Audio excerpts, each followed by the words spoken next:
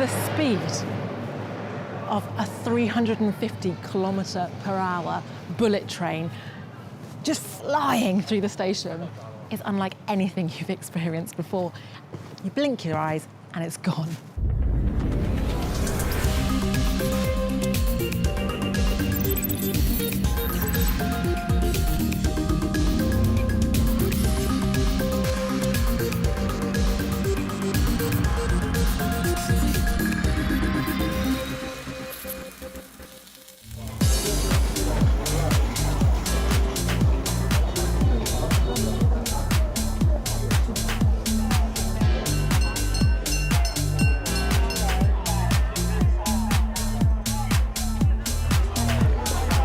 You know, the thing that strikes you when you first come to China is the sheer scale of the place. This is a country almost the size of Europe with roughly double the population. And yet getting around is surprisingly easy, and that is largely thanks to the world's most technologically advanced high-speed rail network.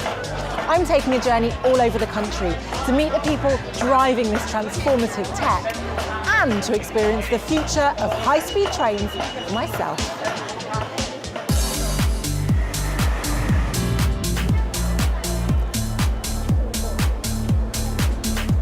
它整个的这个车头的外形，像是鹰隼的一个造型。 China is home to the fastest high-speed rail network on the planet, spanning more than 50,000 kilometers of track, more than the rest of the world combined. 动流走从0到350公里之间，可以看清楚前方。高速的时候，司机一定要精力高度集中。 High-speed rail connects more than 550 cities across China. 列车像进入到隧道以后的话，像进入活塞一样，它快速的去压缩我们隧道内的空气，在隧道出口的位置上，随着列车赶出来以后的话呢，我们那个会产生一个比较大的一个音爆的现象。 Each day, there are nearly 10,000 high-speed trains in operation, carrying up to 10 million passengers all over the country. 像我的作业主要是我们动车组巡检机器人的使用。我们现在坐在的是一个智能动车组上，在这个动车组上面，我们集成了2718个传感器，就是我们打造了一个智能高铁的大脑。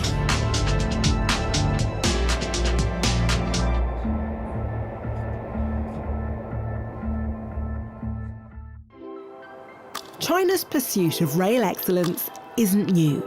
As far back as 1909, Jian Tianyou, widely thought of as the father of China's railroad, led the groundbreaking construction of what would become the Beijing-Zhangjiakou Railway. We've come to the historic Qinlongqiao station to start our own high-speed train journey. This small railway museum is close to Jian Tianyou's tomb, a fitting place to reflect on how far China's rail network has come. And on this journey, I'm travelling with my translator and guide, Anqi. Ah, this looks like where we currently are. What does this say? 这是青桥站建站以后全体员工的合影。 That's the, if we can say that's a family photo of the workers worked in the Qinlongqiao station.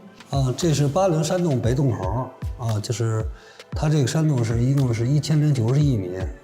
开凿这条山洞的时候，当时计划着用5年的时间，实际开凿了是它利用竖井开凿法，就是实际上2年半就完工了。So already using some pretty impressive engineering talent there. Ah, some very old mountains and some very old steam trains. What's in this photo?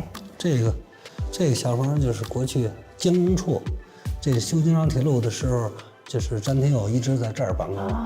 The man responsible for China's railway system. So this place has played a really important role in China's railway. China's rail revolution started here at Qinlongqiao Station, home to the country's first independently built railway, at a time when trains relied entirely on human skill. Today, that same spirit of engineering ambition has powered the rise of the world's largest high-speed rail network. When trains first left Qinlongchao Station, their top speed was just 35 kilometers per hour. Now, China's fastest high-speed train, the Fuxing CR400, regularly runs at 350 kilometers per hour. It's called the CR400 because that's its maximum speed, even though for safety reasons it doesn't operate at its peak. Soon, an even faster train will join the network, one designed to run at 400 kilometers per hour, but testing at speeds exceeding 450. To learn more about this next generation train, we're meeting its designer at Yichang North Train Depot, where the prototype CR450 is currently being trialled in real-world conditions. Dr. Zhou, I'm fascinated by how this design has evolved. How do you make an already incredibly fast train even faster? 我们在研制的时候就定了一个目标，就是速度更高，达到400公里，试验速度要达到450公里啊。那我们这个车和原来的 CR400会有很多的不同。比如你看这个车体的这个高度，比原来是，高度降低了200毫米。另外，我们售电工也做了一些新的设计，这样的话使它，在这个运行的过程中阻力能够更小。这个车头也是做了流线型的这种设计。这个位置呢？它采用了一个新型的风挡，也是为了使车体更加平顺化，阻力进一步的减小。我们整个列车运行时候的阻力，那比原来的 CR400要降低了22%左右。Where is this prototype now going? 因为我们一个新的车型出来，它要进行60万公里的。整个的这个考核，目前呢，它已经完成了大概有20万公里的这种包括形式实验走行的里程。Yes, you heard right. That's 600,000 kilometers of testing. Clearly, there's still so much to learn about the prototype Fuxing CR450. But right now, this train has places to go, tests to run, and lots of track to cover. Fast. My conversation with Dr. Zhou will have to wait. In the meantime, we're meeting someone who's been at the forefront of this rail revolution for decades. So you've been driving trains since long before high-speed trains were launched here in China. How have you seen that transformation for you as a driver of these trains? 从业时间这么长，从过去的绿皮火车到内燃动车组，到现在咱们的智能高铁，变化是相当大。智能驾驶系统呢，进入自动驾驶之后呢，能方便的减少了司机的劳动力，就是说，省了频繁的对横速，减少了司机的一个操作。人工驾驶动车组呢，需要你频繁的去操作这个制动手柄。Are there certain routes or sections of those routes where you really feel the intelligent system working? I'm thinking of when you go into tunnels or in really extreme weather conditions, for example. 在极端恶劣天气呢，我们会主动退出自动驾驶，因为首先一点，要赶到冰雪天气呢，它会产生滑行或者制动力不足，我们需要就是说司机介入。When you're travelling at such high speeds, I'd imagine you see something in the distance and before you've had a chance to register it, it's gone.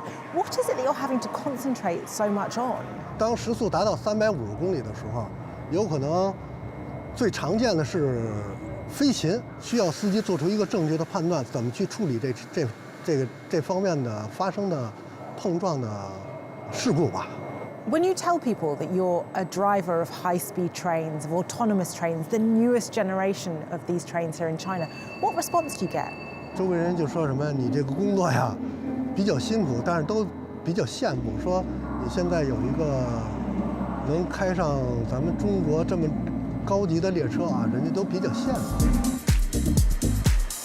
What about the people designing these trains, tracks and routes? What high-speed obstacles have they solved with science? And how has their work evolved as trains push speeds beyond 400 kilometers per hour? To find out, we're going on a whistle-stop tour with a high-speed rail engineer.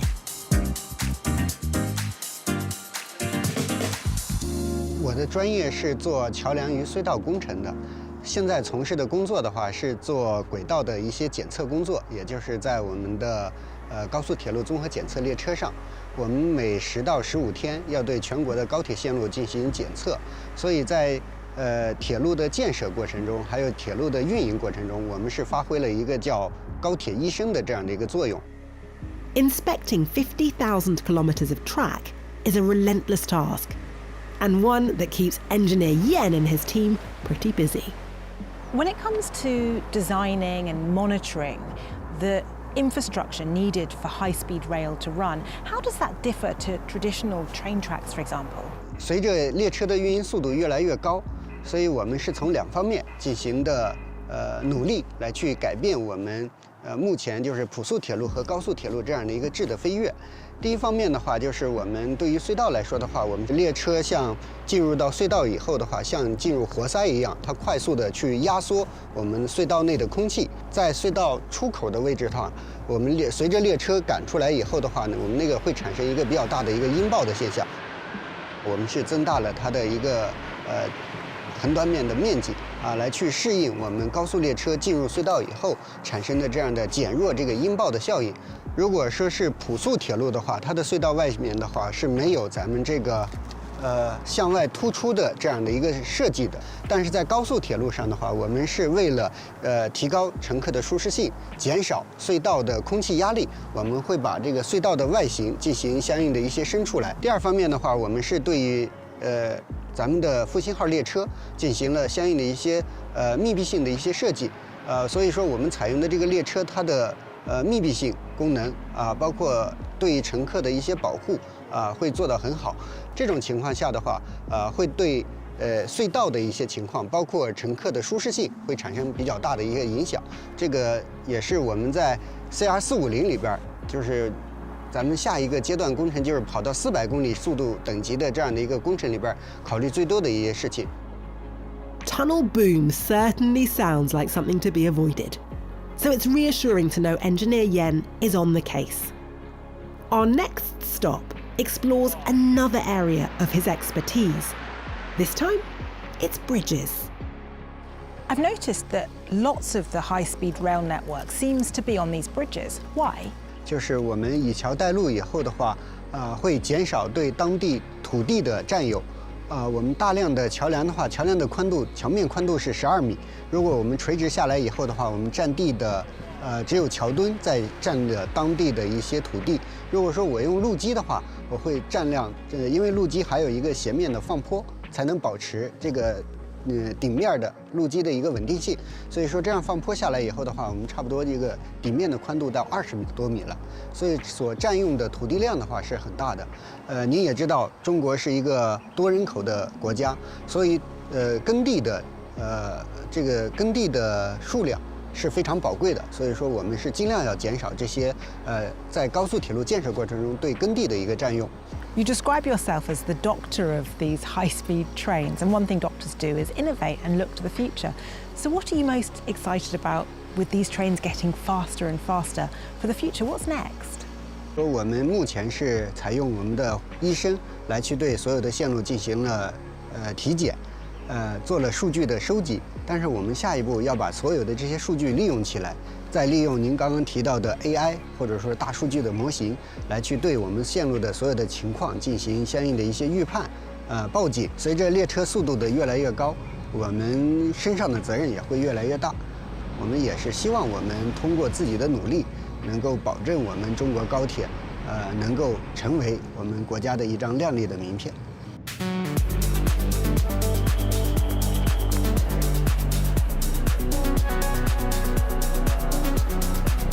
As we learn more about the technology fueling China's high-speed rail ambitions, it's impossible to ignore the magnitude of this endeavour and the vast population it serves.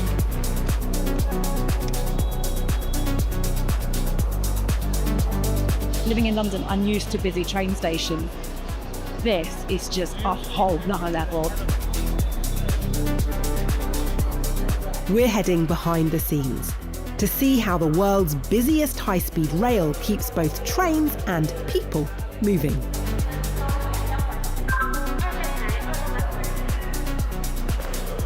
Hello, Miss Lee. Hello. Lovely to meet you. Thank you so much for having us. Wow, tell me what's happening in this room. Where are we? 您看到的话，这是我们广州南站的指挥中心中控大厅。这里的话是有7个中控台，他们的话日常是负责我们广州南站管辖46个客运营业站的一些业务。我平常的话就是负责各个台的这些协调他们的一些工作安排。遇到这些非正常情况，比如晚点，还有这些停运信息的时候，我要做一些数据的一些发布，然后做到一个应指指挥协调、统筹协调这个功能。 This station feels huge. What's the daily capacity here at Guangzhou South Railway Station? 日均发送的话是达到了24.8万人。广州南站最高发送人数的话是在今年的国庆10月1号的话，它是达到了53.4万人。日常的话，它也就是会发送这个开行的话会有800多趟左右，周末的话就会有900多趟。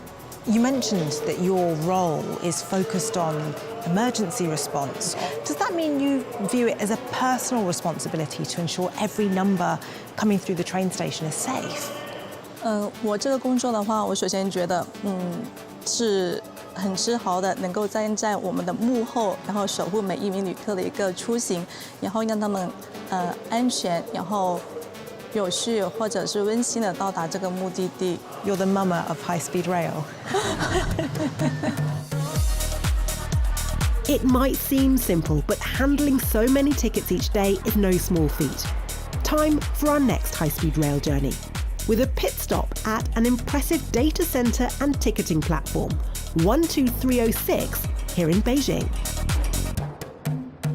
As soon as you enter this room, you can't help but be drawn to this huge live ticker display. What information is it showing us?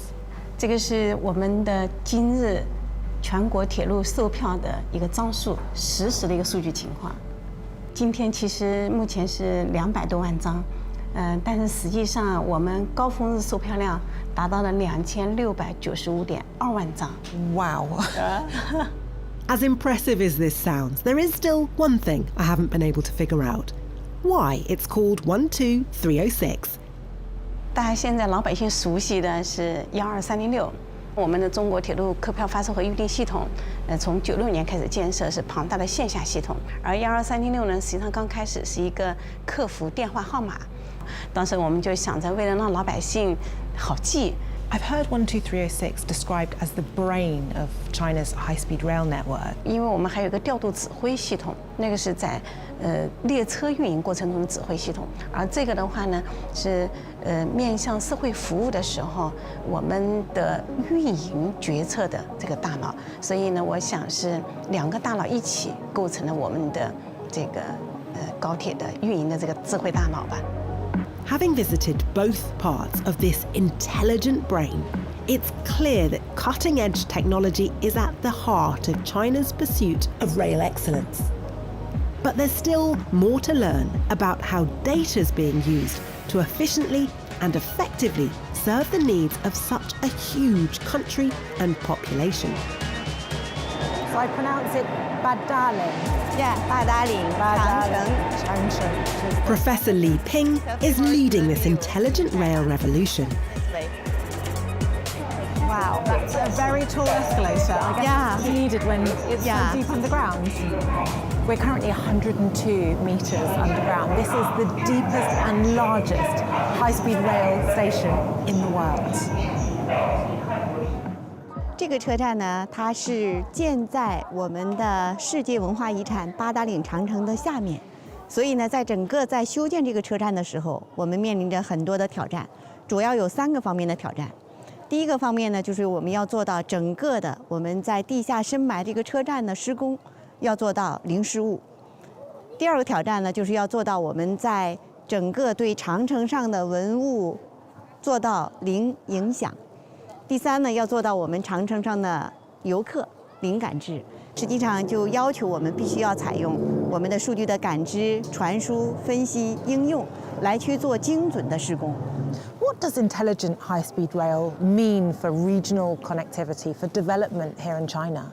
应该说，在整个经济发展过程中，高铁发挥了非常重要的支柱性的作用。实际上，这些年经过发展，那么这些高铁呢，已经把中国50万以上人口的县市紧密地连接了在一起。所以呢，应该说这个通过高铁的这种交通方式，极大地压缩了城市和城市之间的空间的距离。Proving Professor Lee's point, Beijing to Shanghai once took more than 12 hours on conventional trains. Today, high-speed rail has cut that journey to just 4 hours. Speaking of connecting cities, there is somewhere else I still want to see. So we continue our conversation on board the pioneering Beijing-Zhangjiakou high-speed railway line. These trains certainly feel very modern, but what makes them intelligent? How is that different to just being high-tech?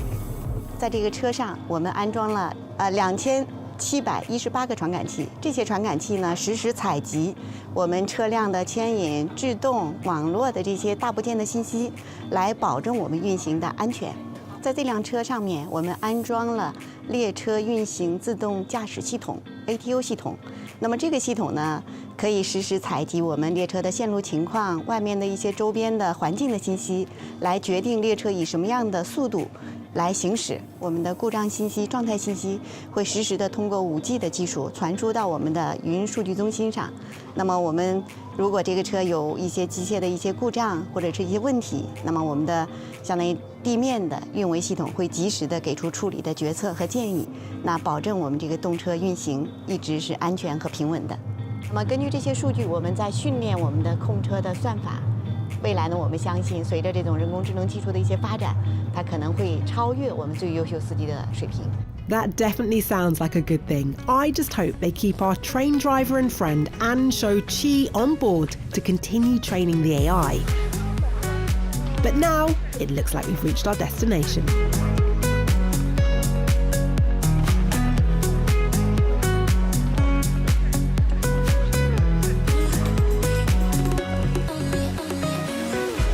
High-speed rail isn't just about making journeys faster. It's opening up communities all over China, and this small mountainous town is a perfect example. Chongli used to be an underdeveloped area, a 3-hour drive from Beijing, and it's now a leading ski resort with a thriving economy. It's taken me just over an hour to get here by train from Beijing to China's winter wonderland.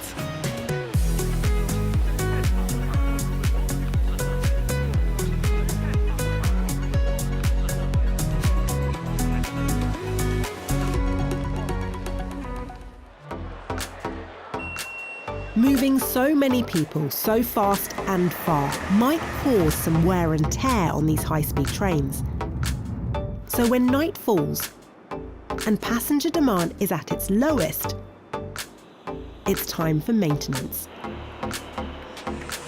We're making a midnight visit to Wuhan's Electric Multiple Unit Depot, or EMU for short, to meet some of the people and technology keeping these trains safely on track. While the trains carry passengers all day long, when they're not carrying passengers, what are they doing here? And what on earth is this very noisy robot doing underneath them? 这是我们的巡检机器人，我正在用我们的巡检机器人进行对我们动车组进行检查作业。So it's currently going along the full length of the underside of the train. Why is it doing that? 现在正在进行我们的清扫作业。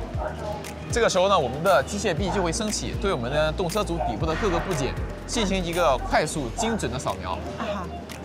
Can I take a closer look? Is it okay to go and take a closer look? It's not often that you get to go underneath one of these high-speed trains.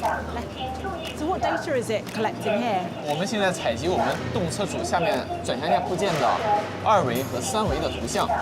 然后对它进行一个精准的识别和分析。我们之前是纯人工对我们这些部件呢进行一个去人工检查，现在我们采用机器人呢，可以实现几个优势。第一，我们的作业速度更快，效率更高。第二呢，我们可以实现我们的数字化检修。我们拍摄的每张图片，我们采集的每个数据，我们都可以去进行追溯，而且我们可以实现我们从故障修，也就是我们发现故障才去修，到预测修，就是我们通过我们的一些过往的一些规律来判断这个故障或者这个磨耗件可能快要到线了。This is incredible to watch, this robotic arm screening the undercarriage of this train. 因为我们动车组采集这么多图像之后，我们会在5分钟之内就把所有的图像进行分析完毕。哪地方有故障，哪地方它的故障类型是什么样，它的故障的严重等级是什么，我们都可以在我们的平板上看得一清二楚。Is this an example of AI being able to be more accurate, more reliable than a human inspector? 仅仅只是比较人工和 AI 哪个更可靠，我觉得这是很片面的。我们人工也经过多方面的训练，也是非常可靠的。只不过是呢，这种可以采用我们的巡检机器人，把我们的人从这种繁忙的工作中解脱出来，可以从事一些更有价值，或者是比如说我们从我们的平凡的作业者，向我们的数据分析者，到我们的决策者来转变。Whether it's by humans or robots, the meticulous work carried out here overnight is vital to keeping these trains running safely through the day. Our journey across China's high-speed rail network is almost over. But there are still some unanswered questions about the world's fastest trains. 我们测试了现在的 CR450，它从0加速到350公里的这个速度。那么CR400原来它从0加速到350是6分半，那现在的 CR450从0加速到350公里只需要4分40秒。When a train is travelling this fast, presumably stopping distance, the ability to brake, becomes a really big technical challenge. How have you been able to mitigate that with the CR450? CR450初速是400公里，这个制动距离是和原来的 CR400从350公里降到0速的制动距离是保持一致的，都是6500米。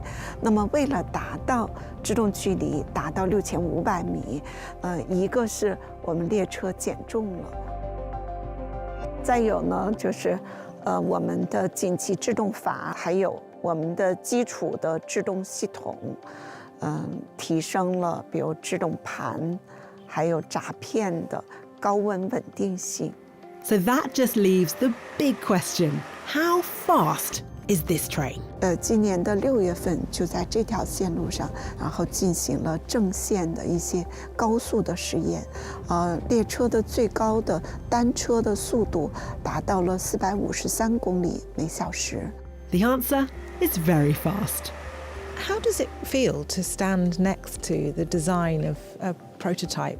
It's all of your hard work. It must be very exciting to see these trains being rolled out and being tested. 我还是非常兴奋的，就相当于从不可能变成了可能，通过大家的共同的努力。From mega cities to snowy mountains, our journey has revealed the incredible variety of this fascinating country. And as the world searches for greener ways to connect once unimaginable distances, China's high-speed rail network is redefining what's possible in the 21st century. My only regret? Well, not getting to ride the next generation of trains on this trip. But then again, it's the perfect reason to come back